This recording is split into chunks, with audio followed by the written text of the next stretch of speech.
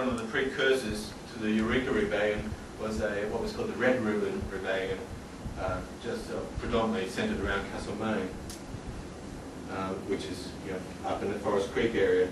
This was one of the refrains that was used, that the gold and the land were theirs by right, so why should they pay money to the Queen?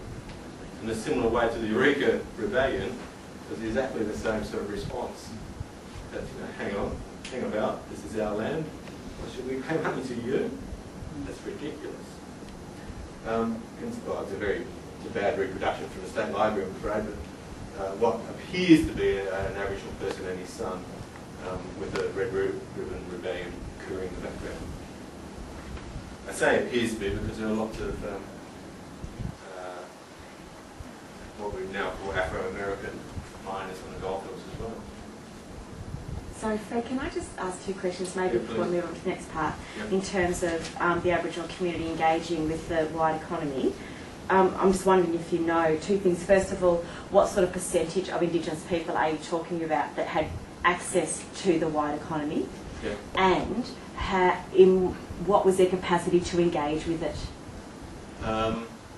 During the 1850s, if we're talking about the alluvial period, where you were finding gold on the surface, what was then called the Crown Commissioners were reporting to the Victorian government, and in their reports, almost every single one of them reported that the station owners, as I mentioned before, relied almost totally on Aboriginal workers. Were they paid workers? They were paid workers. Cash. They were paid the same rates on many stations as the non-Indigenous workers.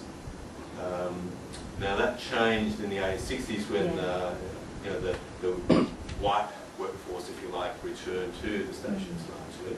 Yeah. Went back to the bad old days of rations and paying and keeping. But during this sort of rich alluvial period, they were demanding wages and would literally sort of walk off the station. So they had a lot of leverage. Yeah. And the pastoralists knew this well and truly. Yeah. So, and what capacity did they have to utilise that cash that they had access to within the broader white community? It would seem, I think, I get the impression that Western Bates' idea, this democratic mineral, was pretty much spot on. Yeah. That it was a very free economy, that Jack was as good as his master, that Aboriginal money was just as good as white money. For this short period of time. Seemingly for that very short period in time, Yeah. But it's quite an extraordinary period in Victorian history, where for a slice of time, they actually did hold a relatively equal position to some degree. Yeah, and yet this isn't replicated, say, in New South Wales, is it? Like this is a sure. uniquely Victorian sort of experience? Good question. I don't know. I mean, I've had my blinkers on for so long.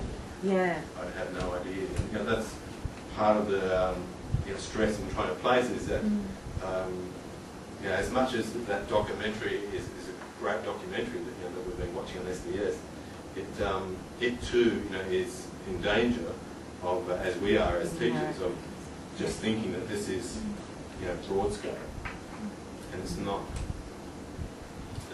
That each individual region is a microcosm in itself. That's the impression I get of it. Yeah, and yet Indigenous Victoria is sort of so. Oh yeah, go on, keep going. It's fabulous. That story about the original group who got wealthy and hired the coach, or the coach? Yes. Yeah, there was a newspaper report, and this was a frequent newspaper report, especially in the alluvial gold areas, where in the sort of peripheral sort of gold areas it was quite different. But in the rich alluvial areas such as Ballarat and Castlemaine, you have stories in the newspapers of an Aboriginal mining party striking it rich, and were so rich that they were able to afford to buy a coach and horses and bow-topped hats, and sort of decked them, the whole clan or tribe out in the best finery, and drove from that town to a local Clunes drove to Clunes with the sole purpose of repaying a shopkeeper who had been kind to them during the previous winter and given them some blankets. they sort of did a lap of town, sort of, shouting, screaming, and exalting their wealth. These sorts of stories were quite frequently reported upon in the newspapers. So it's quite different, that fringe dweller experience where they, as you said earlier, that notion of agency, that they're not an entirely disempowered people, they choose to engage. And yet in a lot of communities, and from my very limited understanding, as a fringe dweller community, they're denied, they live on the fringes in order to access what they want to in terms of work, but they're denied functioning access within that mainstream community. But you're saying here, within this short period of time, they were able to engage relatively equally. Yes, but it was at a cost of social justification. From their own alcohol was also freely available too, and was freely indulged in by both Indigenous and non-Indigenous. So there's quite a dislocation from their land and culture, is there, to engage in this white process then? Or are they still living both lives? I get the impression that most of them were living both lives. That, in the 1860s we see that Wathaurong people, for instance, were tending to stay on local stations where they knew the owner and build up, the squatter, I should say, and build up relationships with them, and sort of came into the gold mining towns such as Ballarat only for sort of special occasions. That's again, that's a theme that's sort of repeated. So you have the Wintery Swamp sort of corroboree, where it seems to be, from the newspaper report, Aboriginal people instigating it and sort of passing around the tin hat afterwards. So in the 1860s, you have a sort of a modern day entrepreneur, sort of version of an entrepreneur who puts on the local oval and puts up fireworks and charges, at the gate, and the Aboriginal people get some of the proceedings.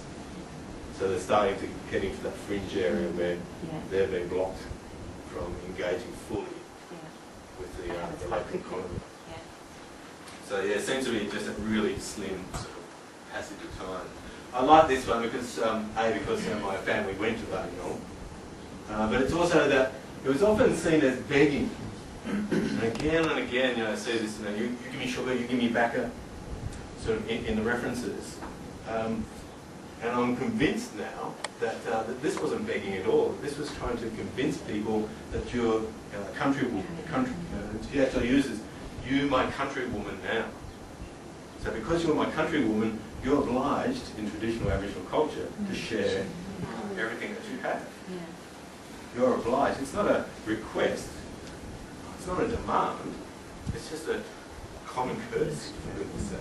You're my countrywoman, so you're going to share with her. Of course it was, it was interpreted as begging, which added to that stereotype that built up in the 1850s and 1860s, that they were sort of fringe dwellers and begging.